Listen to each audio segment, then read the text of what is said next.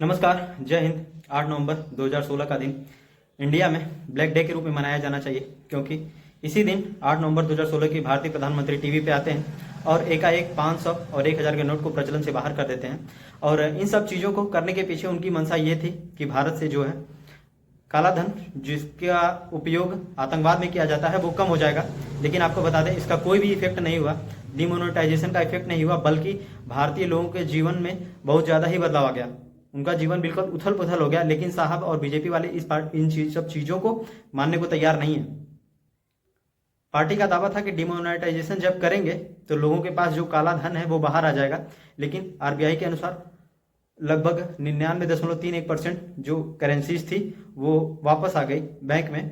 तो किस हिसाब से इनका जो डिमोनेटाइजेशन था वो पूरी तरीके से फेल हो गया। इनका दावा था कि डिमोनेटाइजेशन में कोई भी व्यक्ति मारा नहीं गया है। आपको बता दें, गवर्नमेंट डाटा के अनुसार 33 लोग लाइन में खड़े हुए मर गए थे।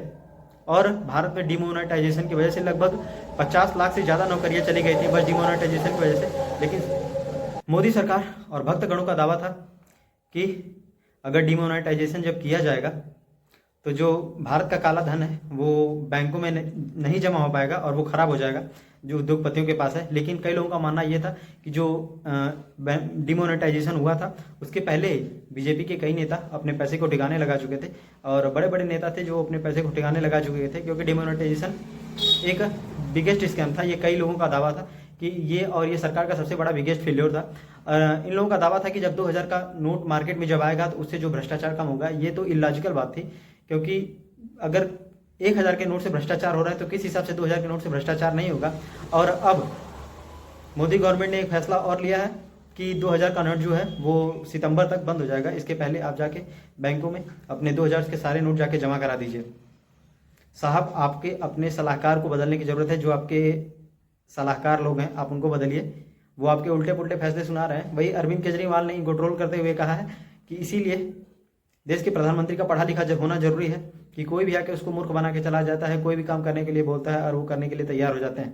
ममता बनर्जी ने भी कहा कि डिमोनेटाइजेशन जो था वो सबसे बड़ा स्कैम था। आपको बता दें, गोदी मीडिया तो उसका अलग ही रोल चल रहा था डिमोनेटाइजेशन को लेके। उनका तो अलग ही रोना धोना चल रहा था। वो बता रहे थे कि 2000 के नोटों में चिप लगी है। चलिए, पहले इसमें गोदी मीडिया पूरी तरीके से डिमोनेटाइजेशन को सपोर्ट कर रही थी। अब बता दें, उस टाइम वो 2000 के नोटों को लाने को लेकर सपोर्ट कर रहे थे। अब जब 2000 के नोट या करेंसीज बैन की जा रही हैं तब भी ये लोग सपोर्ट कर रहे हैं। ये कह रहे हैं कि जो करप्शन है अब कम हो जाएगा। जो कांग्रेस पार्टी के लोग हैं 2000 के बहुत ज़्यादा नोट जमा किए हैं, अब ये भी कम हो जाएगा।